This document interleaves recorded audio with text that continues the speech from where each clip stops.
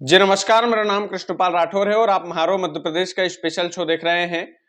मध्य प्रदेश के पूर्व मुख्यमंत्री शिवराज सिंह चौहान के बेटे की शादी को अभी लगभग एक महीना हुआ होगा, लेकिन उस एक महीने के अंदर ही जो उनकी नई नवेली बहू है, उन्होंने सभी के रंग उड़ा दिए हैं। बॉस, सभी के रंग उड़ा दिए उन्होंने। कार्तिकेय की जो वाइफ है, धर्मपत्नी है, अमानत अमानत ने कुछ ऐसा करके दिखाया है कि चारों तरफ अब कार्तिकेय की जो धर्म पत्नी है, शिवराज सिंह चौहान की जो बहू है, उनकी चर्चा होने लगी है। सबसे पहले तो ये बात करते हैं कि चर्चा क्यों होने लगी है, किस लिए होने लगी है। आखिरकार अमानत ने ऐसा क्या कर दिया कि चारों तरफ उन्हीं उन्हीं की हेडलाइन चल रही है, उस पर चर्चा होना चाहिए। लेकिन अभी जैसा कि मैंने कहा कि एक महीना भी नहीं हुआ होगा शादी को, और उसके बाद में जिस तरीके से फील्डिंग जमाई जाती है, राजनीतिक फील्डिंग बोल सकते हैं, जिस तरीके से शिवराज सिंह चौहान गेम खेलते हैं राजनीति का, आप देखेंगे तो शिवराज सिंह चौहान ने लाडली बहना योजना जो है वो लॉन्च करके कांग्रेस को बैकफुट पर धकेल दिया। जिस तरीके से उन्होंने मध्य प्रदेश में जो विधानसभा और लोकसभा चुनाव में भारतीय जनता पार्टी की जो सरकार बनी है, उसका सबसे बड़ा श्रेय जो है शिवराज सिंह चौहान को जाता है। शिवराज सिंह चौहान कुछ करने से पहले कुछ हिंट दे देते हैं, और अब हिंट उनकी बहू को लेकर है। सीधे तौर पर शिवराज सिंह चौहान की बहू जो है राजनीतिक अखाड़े में अब आ गई है, खुलकर आ गई है, क्योंकि बुधनी विधानसभा से लगभग लगभग बुधनी की जो सीट है वो शिवराज सिंह चौहान वाली सीट है, और अभी हालांकि रमाकांत भार्गव वहां से जरूर चुनाव जीते हैं, लेकिन बुधनी में माना जा रहा था कि कार्तिकेय को टिकट मिलेगा, कार्तिकेय को टिकट मिलेगा। कार्तिकेय को टिकट नहीं दिया गया, या शिवराज सिंह चौहान ने आगे रहकर उस पर ब्रेक लगाया। लेकिन शिवराज सिंह चौहान बड़े दिमागदार आदमी हैं। 2029 का खेल जो है, भारतीय जनता पार्टी ज्यादातर महिलाओं पर खेलने वाली है। भारतीय जनता पार्टी ज्यादातर महिलाओं को चुनावी मैदान में उतारने वाली है, और इसको लेकर के बिल पास भी हुआ, लेकिन वो 2029 का लेखा जोखा है। उसी को लेकर 2029 की जो तैयारी है बुधनी में, वो तैयारी अपनी बहू से करवाने लगे हैं, अमानत से। अमानत ने दरअसल बुधनी विधानसभा सीट जो है, वहां पर उस सीट में एक गांव है भेरुंदा, भेरुंदा में एक भाषण दिया। वो भाषण बड़ी चर्चा का विषय बना। सबसे पहले तो उस भाषण को सुनिए, उसके बाद में इस पर डिटेल से चर्चा होनी चाहिए कि शिवराज सिंह चौहान क्या उनकी बहू को राजनीति में उतारने वाले हैं। तो सबसे पहले तो आप ये भाषण सुनिए। एक उत्सव है जो उनके काम जिन्होंने आज तक हमारे देश की समर्पण रक्षा की है, उन लोगों का सम्मान।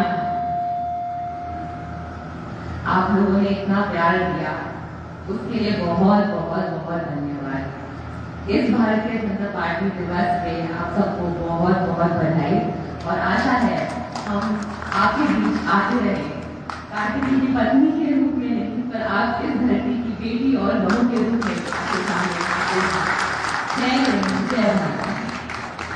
तो देखा आपने, ये शिवराज सिंह चौहान की बहू थी, कार्तिकेय की धर्मपत्नी थी, और ये भाषण बड़ा, इसकी कल से बड़ी चर्चा हो रही है।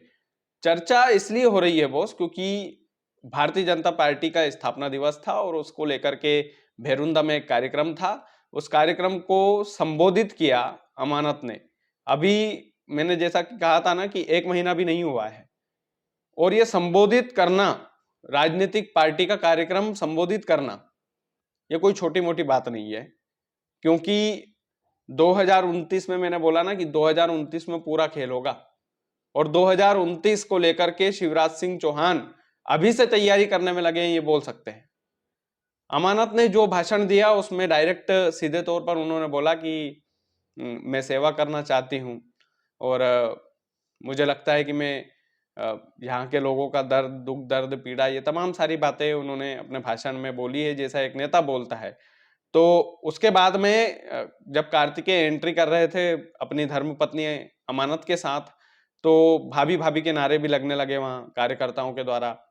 तो एक ये है कि एक जो मूड होता है ना जनता का, कि कार्तिकेय को टिकट ना दिलवा करके अपनी बहू को राजनीतिक एंट्री करवा दें और लंबे समय तक उनका जो एक और बेटा है और एक और बहू है शिवराज सिंह चौहान की, वो तो कभी इस तरह के कार्यक्रमों में सक्रिय नहीं दिखे, लेकिन कार्तिकेय हमेशा से सक्रिय रहे। हालांकि उनको टिकट नहीं मिला, नहीं दिया गया, या पिताजी ने अभी ब्रेक लगा दिया, तो भी कुछ भी चीजें रही, लेकिन बुधनी विधानसभा सीट जो है वो एक गढ़ है भाजपा का, ये कह सकते हैं। इस बार बहुत सारी चीजें रही, कश्मकश वाला उपचुनाव रहा, तमाम सारी चीजें रही, लेकिन ये जो भाषण है ये काफी कुछ बयां कर रहा है। इस भाषण ने राजनीतिक गलियारों में चर्चा की एक बयार ला दी है। एक तरीके से कह सकते हैं कि भैया कुछ तो चीजें ऐसी चल रही है, कुछ तो ऐसा हो रहा है जिससे अमानत की चर्चा होने लगी है, अमानत ने सुर्खियां बटोरी है। आने वाले समय में भी वो, मुझे लगता है कि इन सभी चीजों में जो है एक्टिवनेस अपनी दिखाएगी। तो ये तमाम सारी बातें, तमाम सारी चर्चाएं राजनीतिक विश्लेषकों के द्वारा, पत्रकारों के द्वारा, पॉलिटिकल पंडितों के द्वारा होने लगी है बाजार में कि अगला टारगेट जो है वहां से हो सकता है कि अमानत को टिकट दिया जाए। ये अभी काफी लंबा कार्यकाल अभी देखना है, हालांकि काफी लंबा वक्त है अभी, लेकिन फिर भी ये भाषण बहुत चर्चा का विषय तो रहा है, इसमें कोई दो राय वाली बात नहीं है। बाकी आप वीडियो को ज्यादा से ज्यादा शेयर कीजिएगा। चैनल यदि आपने सब्सक्राइब नहीं किया है तो प्लीज कर लीजिएगा। बहुत बहुत धन्यवाद।